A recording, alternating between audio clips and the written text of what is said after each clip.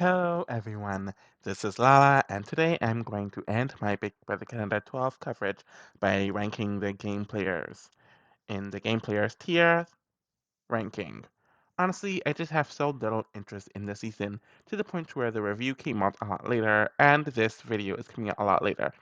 Honestly, I don't even have any jot notes in front of me which I use to record. I have nothing and I'm just kind of going to wing it. So we'll see what happens, and I wouldn't be shocked if this video is nowhere near as long as all of my other game player tier rankings due to this, but who really cares at this point?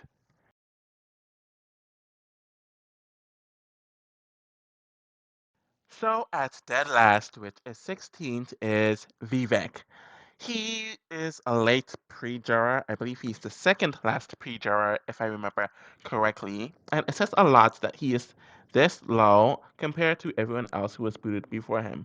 But I do believe that he made the most mistakes compared to all of them. From the first week, or from what we could see in the first week, it seemed like he wasn't getting along with most of the house guests. And while he did try to kiss up to Anthony, somehow it got around that he was trying to target him, but he never really fully committed to it. So Vivek didn't have the best of either world, to be honest. And then there was him trying to push Virginie to stay, which a lot of people didn't want, and then him causing her to turn against him, which didn't help his case at all, and he became the house pariah by the end of that round, to the point where he was the first out in the H competition.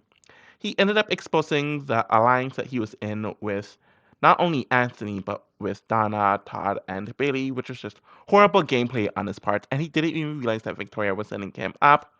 And the only reason why he stayed that week was due to Victoria's paranoia about Donna and due to nothing that he did.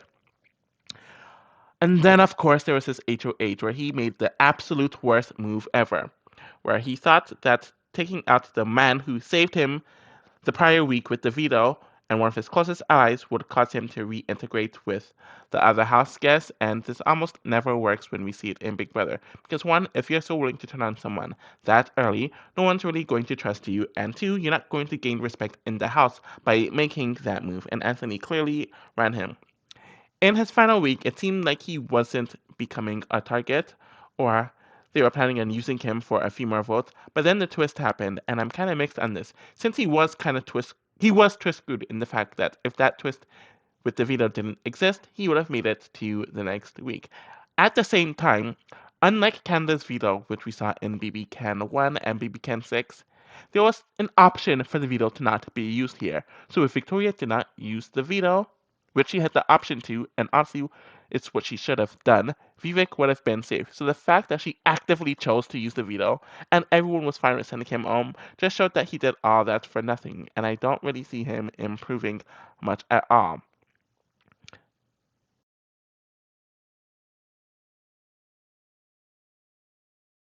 I don't know if this is shocking to people, but I have Dennis here at 15th. Honestly, he just didn't have much traction throughout the season. From the very beginning, he was highlighted as one of the two main targets of the season by the veterans, i.e., Anthony and Victoria, and it was just due to the circumstances of the HOH and the gender divide that caused him to not be a target in the first week. But he ended up winning the veto, though he really didn't need to win that first veto, and he didn't use it, which was fine, but it was a sign of what was to come. It seemed like he was kind of close with the Donnas and the Baileys and the Todds of some sorts, but and even the Kaylas, I think, but he wasn't really in any notable alliance with them. And with the huge presence of the veterans, he was always going to be a huge target. He won the second veto, i.e., winning two consecutive vetoes for really no reason, and Victoria told him to use it on Vivek because she wanted to backdoor and send home Donna, and he did what he was told, though he was kind of leaning towards that direction anyways.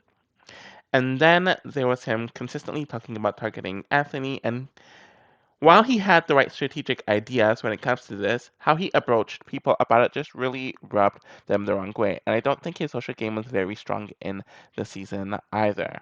So he had a poor social game, didn't really know how to execute his strategy, And he won competitions that he really did not need to win, causing a huge target to be put on his back.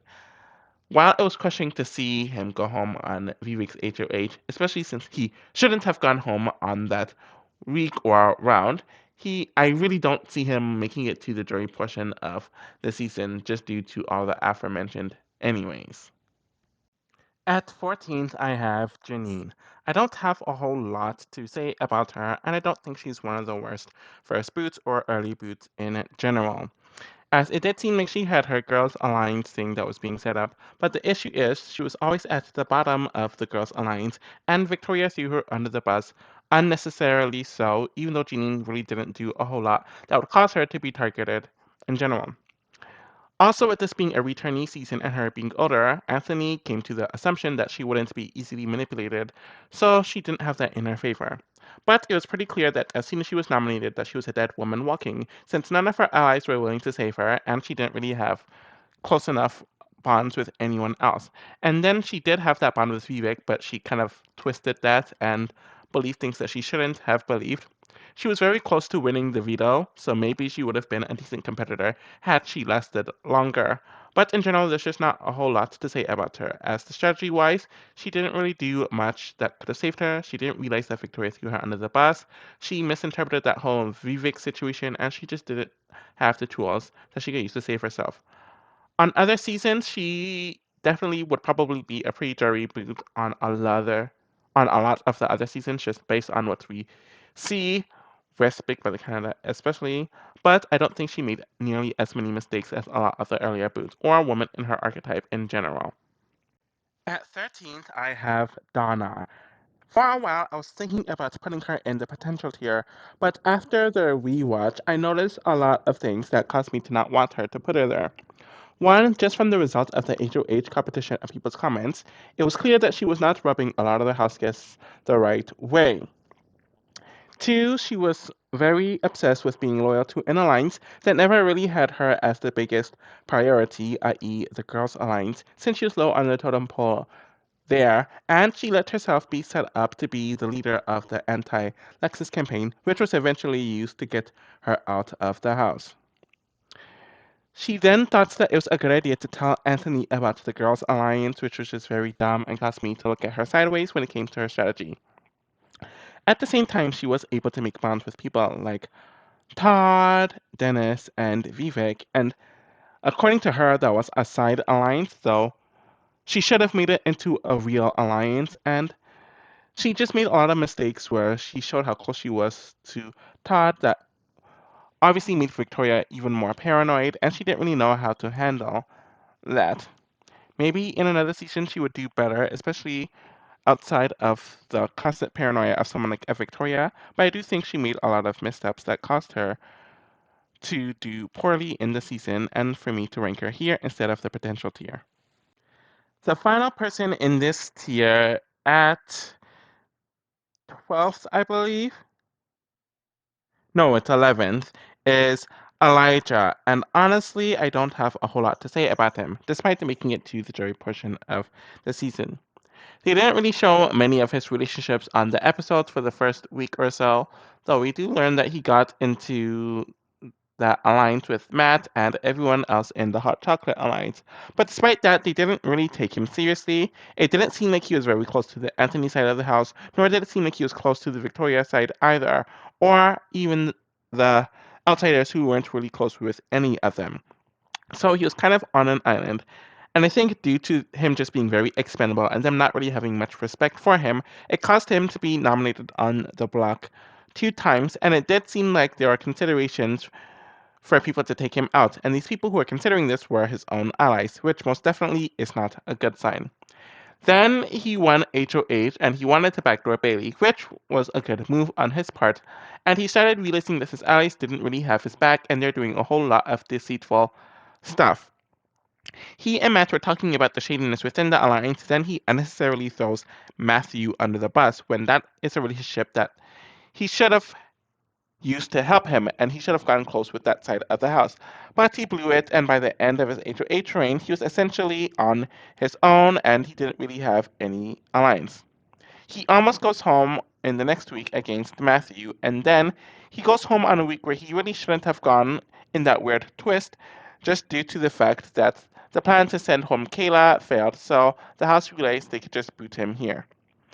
I don't really see him improving on any other scenario, as he was just very odd, didn't really fit in, and he was all over the place strategically, despite being okay enough in competitions. And I don't really see him having a path on most seasons, so here he is. There is no one who fits the potential tier, in my opinion, where they had weird circumstances that caused their eviction and they didn't get to show their full potential, and I could see them growing as people who could have been in this territory are either very mediocre or bad. Hence, there not being anyone here and bringing people in the other two tiers.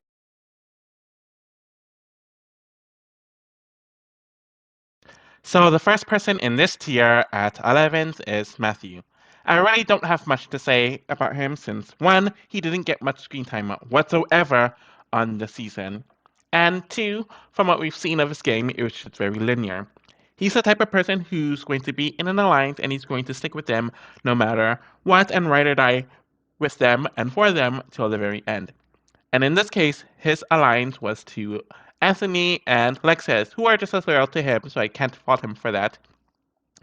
He was a part of that other alliance. I don't know what their name is called, with the three of them, Elijah, and all the other hot chocolate women. And that was a good alliance for him. But unfortunately for him, he was just way too passive in a house that was so chaotic. So people saw his passivity as something that was very untrustworthy.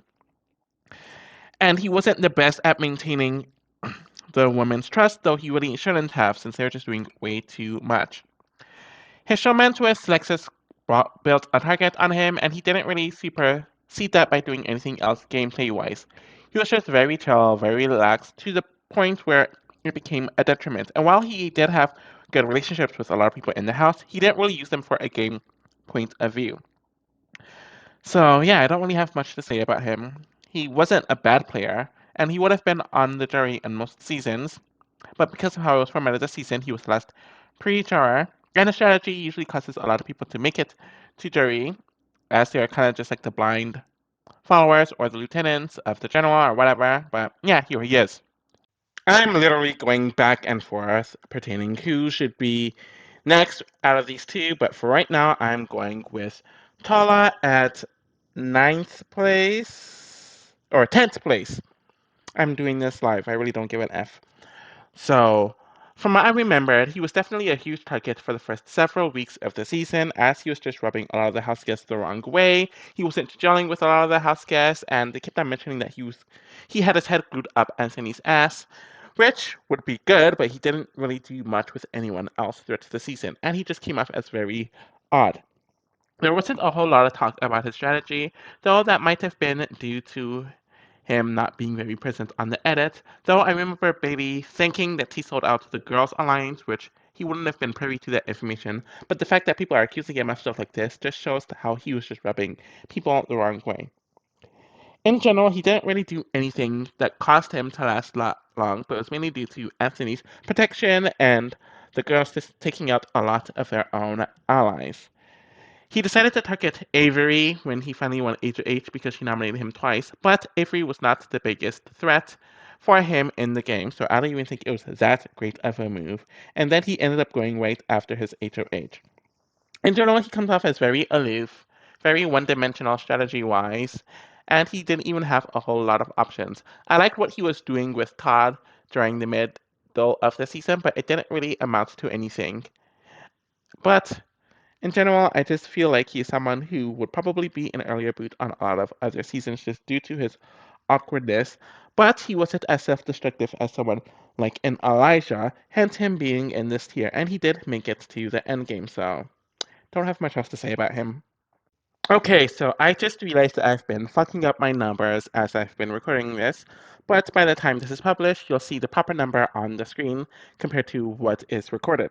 Anyways, at 8, I have Todd, and he is someone who, like Tola, really didn't do much in the season and somehow made it very far. What's weird about Todd is that he stuck with a few people in the beginning of the season, like Adana and Bailey, And while that group was being targeted in the second week, for some reason the women didn't target him, though it would have been an easier move to make, and it would have cut off the other women's legs and forced them to be more loyal to the women by taking Todd out. But that never came into consideration. And it wasn't because Todd did anything that would cause Victoria to want to keep him safe. This kept on happening over and over and over again, where they decided not to put Todd up, or they decided to not make Vivek put Todd up in the next week. And he was nominated in the fourth week under Elijah's HOH, and it seemed like he was going to go home, but obviously the twist saved him, which definitely bumped him down on this list. But Victoria had the option to not use the twist as well. In general, he just made it very clear that he didn't know much about the game and he wasn't really willing to learn. And while I like that thing he had with Tola in the mid game where they decided to try to target Kayla, he kind of went back on it and he took the gas off the brakes once again and just relied on Bailey to keep him safe throughout a lot of the season, or the other women to keep him safe. He then won the last three veto competitions that. Actually, no, he won three of the last four veto competitions that he took part in, and he didn't really do much with those. And in general, the Hushes didn't really respect him because he had no agent of the game. He had very little concept of strategy and didn't really care to learn about it, despite him performing well in competitions. In general, I do kind of feel like his male white privilege caused him to make it very far, since he himself was not an impressive player whatsoever, but he was always given second, third, fourth, fifth chances for absolutely no reason, and there's nothing that would cause me to put him up as a higher tier player, so here he is. Something tells me Something tells me I screwed up the numbers again. But, anyways, at 6, I have Avery. It says a lot that someone who's at 6 is someone I don't have good thought on as a player. On paper, Avery should have been at least a solid player. She is very calm, she's very under the radar, she's seemingly likable enough. She isn't someone that's going to over strategize and can be seen as a loyal ally, a la a Casey, but it just doesn't come together for her. One, she talks about being a superfan, but she doesn't make the moves that a good superfan knows that she needs to make, like not pointlessly targeting your allies, which is something she not only did on both her for ages, but she encouraged other people in her alliance to do all season, and it really didn't help her out. She came off as a soldier to Kate Victoria, but she started winning a lot of competitions, which made her more of a shield. And her turning on someone like Matthew, who definitely had her back, and it's someone who would have advocated for her, and targeting Kayla, who is also someone who would have advocated for her, and being so easily tricked so many times in the season just really wasn't a good look. She thought that making the big move was the right move, but it wasn't in her case. And when it was her time to go, there's really nothing else that she could do. She's someone that I see going far in every season, but the lack of agency and some of her other strategic flaws causes me to doubt her as a player, and it puts her here. At fifth is Kayla. She is someone that I debated switching with the person who I have as fourth, since she is at least a lot more active compared to the other person. But being active isn't always a good thing and can be seen as a negative. And in Kayla's case, it made her overtly paranoid for little to no reason. It seemed like she was one of the few who had good relationships with people that weren't in her alliance, but the thing is, her allies noticed it and they started getting jealous of her position. And then, due to who she was aligned with, mainly Avery and Victoria, being so scatterbrained, it caused her to be scatterbrained as well. And she, especially, is someone who's overtly paranoid, which caused her to freak out many times in the house, caused her to go on rants about Matt, which helped that target blow up. And it really brought a lot more attention on her, especially from Anthony, who would be relentless in eventually getting her out of the house when it wasn't even a thought of by the HOH or anyone else in that week. And then there is the whole thing with Elisha telling her about Victoria and her not repeating it to Victoria, which isn't really a huge deal, but it just added to the constant paranoia and flip floppiness that she helped fuel throughout the season, but it was used against her. I think in a season without the veterans, I think she would have thrived more as a player and she would have had a lot more agency. And without the scatterbrained presence of Victoria, I do think she would thrive more. But ultimately, she did a lot of damage to herself in the game. She was good in competitions though, so I will give her credit there as well. But Kayla in general was just too messy and too paranoid because it looked like she was going to become a solid player in the season, but she got in her own way. And her fluky allies, which she helped fuel their paranoia, was eventually used on her, and she didn't know how to respond when her back was against the wall. At fourth place is Lexus, and I think this says a lot about the cast since I'm not particularly impressed with Lexus's game overall.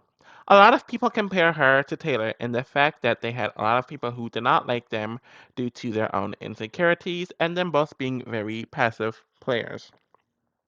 At the same time, I do feel like Lexis mainly stuck with her people, which was Anthony, Matthew, Tola, and even the other women. And I didn't really see any examples of a great social game like Taylor, though I think Taylor's social game was overrated in the season. Apparently, it was her idea to get the Hot Chocolate Alliance going, which did show some initiative, and that was definitely a good idea for her. And she won a few competitions here and there, but Lexus was never someone who was going to be a huge strategist in anything. And when the group said that they were going to do something, they were going to do it. The other woman got so mad that she was hanging out with the other side of the house, though that was a part of the plan. And I think the reason why she is higher on the list is that she isn't paranoid like Victoria, Kayla, and Avery were, and her being level headed is definitely good strategy wise. At the same time, she kind of just followed Anthony when it came to the strategy, and she rarely took the initiative on anything. And I don't really know if she would do much better on other seasons. So while she doesn't actively self sabotage like some of the other women in the season, she didn't really do much of anything to actively improve her position throughout the season. So she's kind of just in the higher end of the mediocre tier, in my opinion.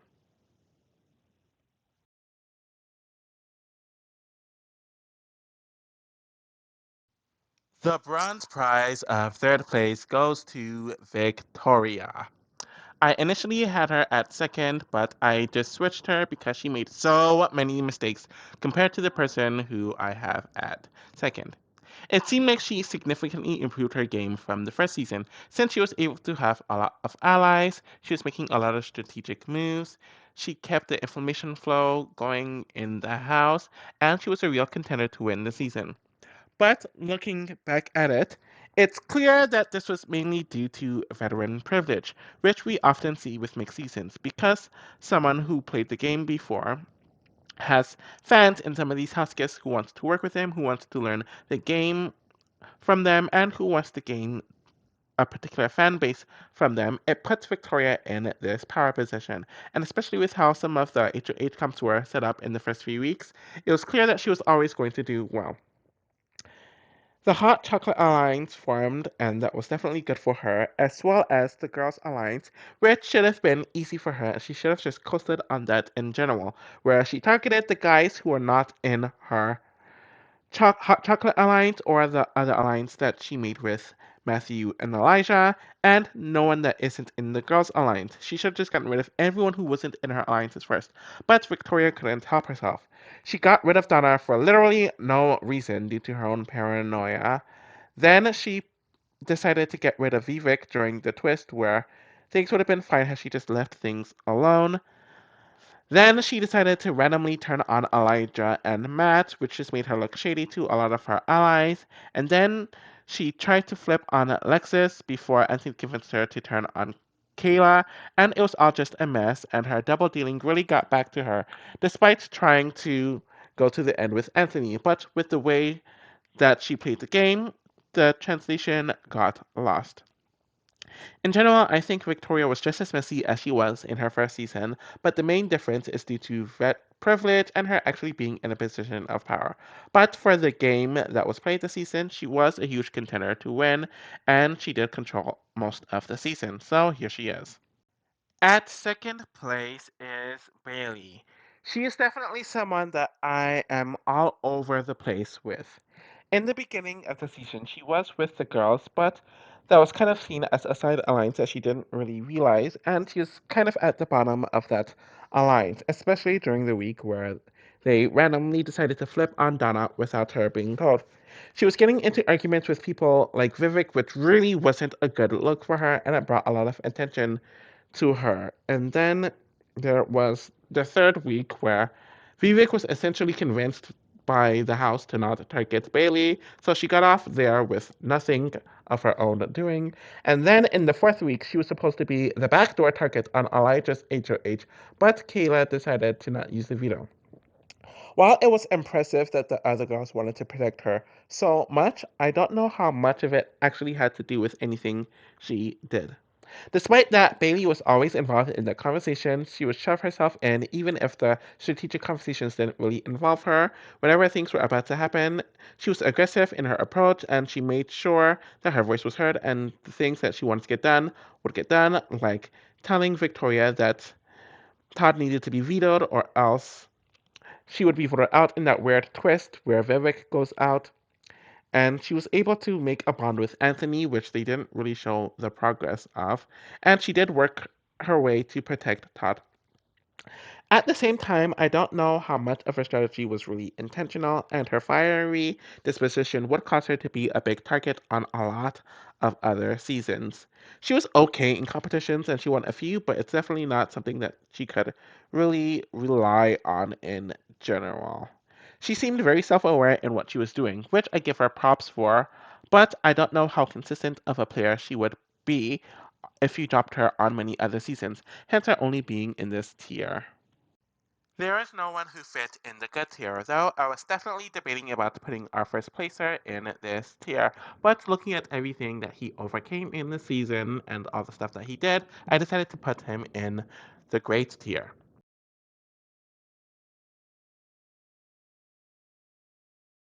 And the first placer, shocking to no one, is Anthony.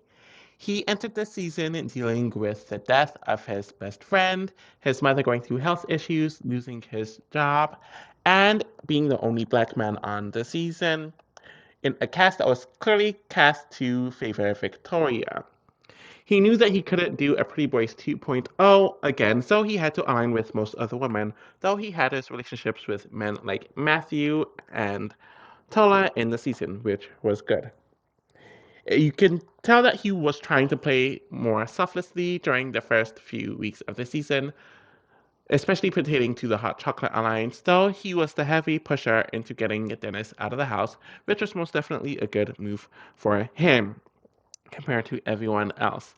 He started seeing the selfishness of the women when it came to the Vivek and Matthew boots, and he kept his cool, but he kept it in his back pocket and used the ammo that he was going to release whenever it best suited him, which we especially saw when Victoria tried to get Lexus booted on Avery's second HOH, but then he revealed that drop of information that Kayla gave him about what Goose told her about Victoria at his eviction, and it caused the whole switch in Kayla going home, which was good for him and not really for anyone else involved, and it kept Lexus in the house.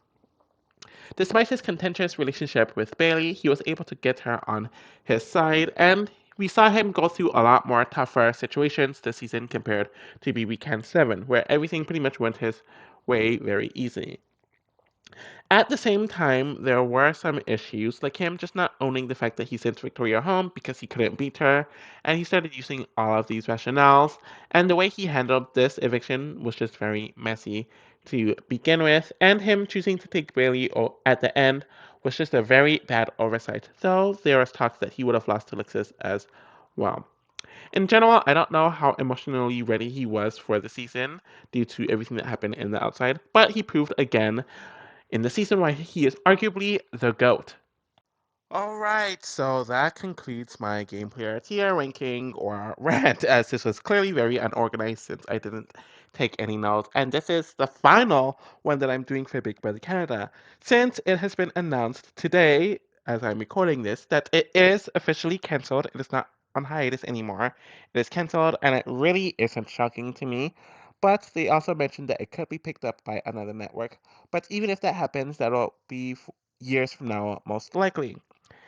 Anyways, this covers my Big Brother Canada 12 and Big Brother Canada in general coverage, or at least for another year where I do the overall BBCAN seasons and game player tier rankings for all of them, including Big Brother Canada 12. I am going to be working on the BBUS game player tier rankings soon, and I'm going to post several videos on both of my channels. Thank you all for everything, and see you soon. Bye.